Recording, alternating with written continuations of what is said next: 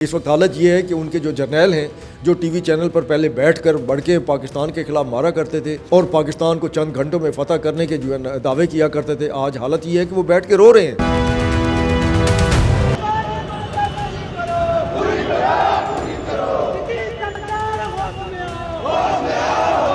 ये जो जवान हैं जो इस टाइम बॉर्डर छोड़कर फौज के खिलाफ खड़े हो गए, इनकी तादाद कितनी है? सैकड़ों है, हजारों है? देखिए जी, वो जो तो नजर आ रहा है और कुछ भी नहीं तो 2-3 हज़ार तो कहीं नहीं गए। शहीद हो गया है ड्यूटी के दौरान या ड्यूटी के आते जाते।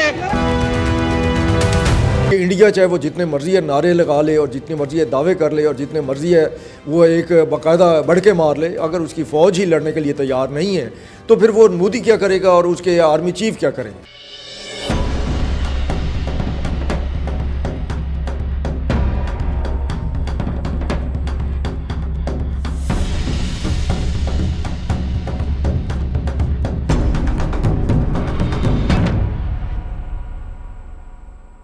अस्सलाम वालेकुम, साउथ पंजाब डिजिटल के साथ मैं हूं आपका मेज़बान मोहम्मद अकमल। नाज़रीन ग्रामी, हम सुन रहे थे कि ऑपरेशन सिंदूर 2 जो है दोबारा से लॉन्च होने वाला है। ऑपरेशन सिंदूर 2 पाकिस्तान ने भारत को एक बड़ा सरप्राइज़ दिया है। ऐसे सरप्राइज़ था कि इंडियन फौजी जो थे वो बॉर्डर छोड़कर भाग गए, अपनी चौकियाँ छोड़कर भागने पर मजबूर हो गए। वो कह रहे हैं कि हम मर रहे हैं, हमारी लाशें गिर रही हैं, कोई पूछने वाला नहीं है तो हम जंग क्यों लड़े, हम अपनी जानें जो हैं फजूल में क्यों गवाए। भारत में इस टाइम कोहराम का मंजर है। वजह क्या है? वजह यह है कि बिहार में इलेक्शन होने वाले हैं। अक्टूबर या नवंबर में बिहार में इलेक्शन होंगे और वो इलेक्शन साबित करेंगे, फैसला करेंगे कि मोदी सरकार मज़ीद चलेगी या फिर अब जलेगी।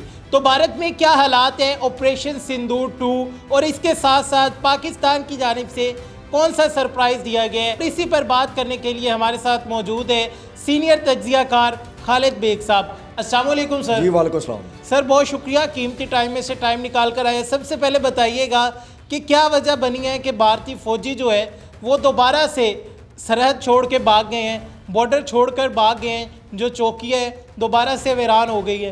तो क्या ये इसको फिर आप सरप्राइज़ नहीं कहते कि ये पाकिस्तानी की तरफ से दिया गया सरप्राइज़ है कि भारत जो है उसकी फ़ौज जो है उसका मोराल तबाह हो चुका है, उसके असाब जवाब दे चुके हैं, वो लड़ने के लिए तैयार ही नहीं। और ये दुनिया के अंदर कहीं ऐसा नहीं होता कि किसी भी मुल्क की फ़ौज जो है वो मुकम्मल यूनिफॉर्म में अपनी ही हुकूमत के ख़िलाफ़ एहतजाज कर रही हो।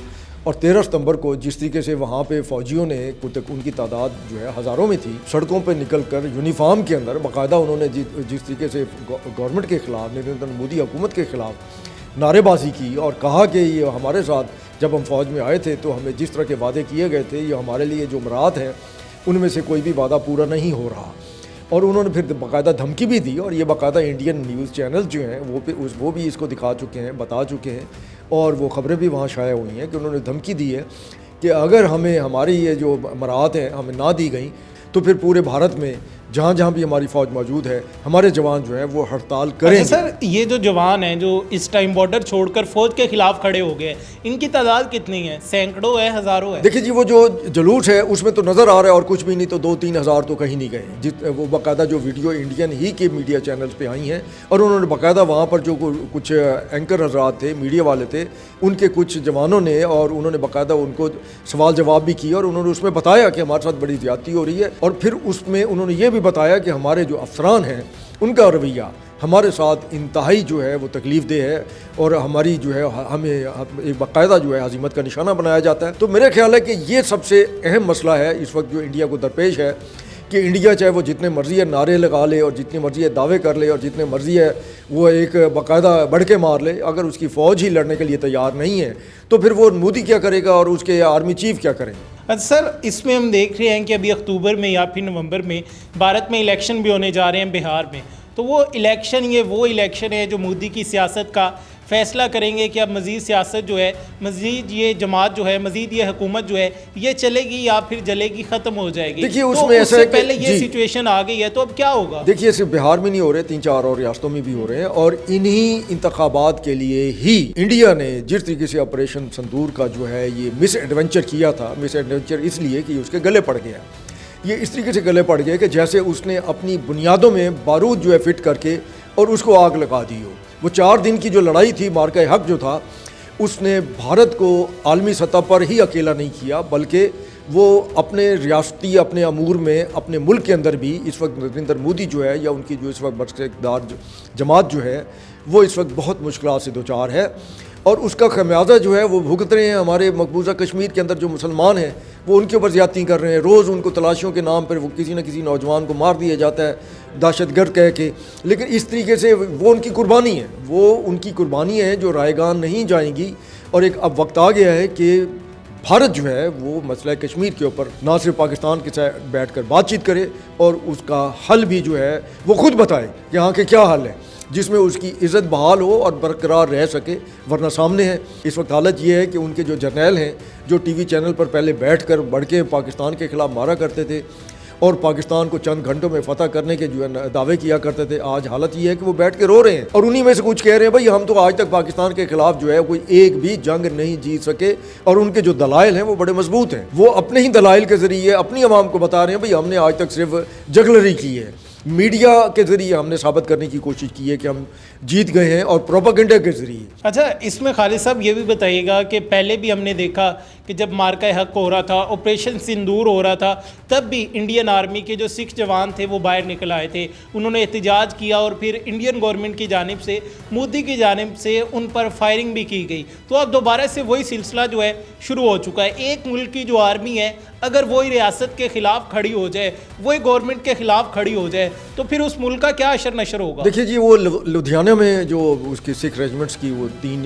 रेजिमेंट्स थी, उन्होंने हड़ताल कर दी थी और एक के ऊपर तो बाकायदा बाहर निकल आए थे।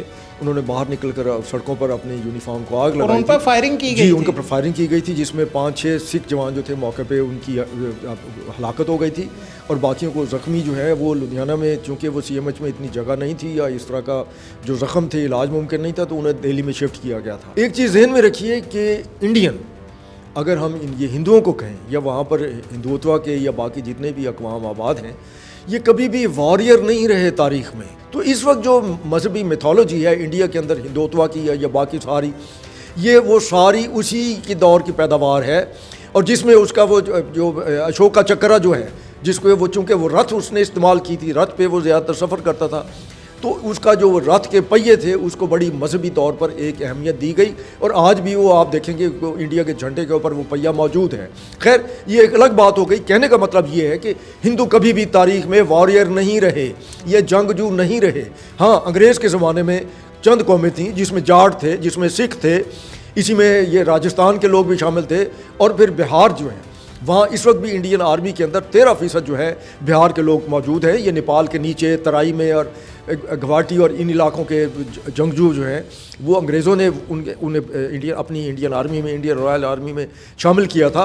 तो उन्हीं के बलबूते पर तो इंडिया के जो है उसने अपनी एक धाक बिठाई हुई है दुनिया पे कि हम बहुत बड़ी फ़ौज है। अगर उन्हीं की फ़ौज का एक हिस्सा जो है इस तरीके से वो अपने सड़कों पर निकल आया आम मुलाजमीन की तरह, जैसे वो किसी क्लर्क हो या किसी सरकारी आम दूसरे किसी दफ्तर के मुलाजिम हो, तो फिर वो फ़ौज तो ना हुई ना। तो इसमें खालिद साहब अभी हम देख रहे हैं कि दोबारा से चर्चे ऑपरेशन सिंदूर 2 कि पहले हमने देखा कि पहलगाम फॉल्स फ्लैग ऑपरेशन किया गया, उसके बाद ये सिंदूर सारा ड्रामा और अब वही ऑपरेशन सिंदूर 2 जो है उसके चर्चे हैं। क्या भारत दोबारा से जो है पाकिस्तान पर हमला करने की हिम्मत करेगा? और इसके साथ ही पाकिस्तान ने ये जो नया सरप्राइज़ दिया है इस बारे में आप क्या कहें? देखिए, ये पाकिस्तान का जो सऊदी अरब के साथ दिफाई मुआहदा हुआ है ये उसके लिए एक सरप्राइज़ भी है और उसके लिए एक मैसेज भी है और बहुत बड़ा पैगाम है कि अब वो जो है इंसानों की तरह रहे और अच्छे हमसायों की तरह जो है बिहेव करे। अब उसे अंदाज़ा हो जाना चाहिए कि अभी तक वो जो $50 बिलियन का हमारे सऊदी अरब ने, हमारे इस्लामी बरादर मुल्क ने उनके साथ एक एग्रीमेंट किया था कि हम 10 साल के अंदर इतनी इन्वेस्टमेंट करेंगे, वो भी तकरीबन जो है वो उसके ऊपर अब अमल दरामद होता नज़र नहीं आ रहा।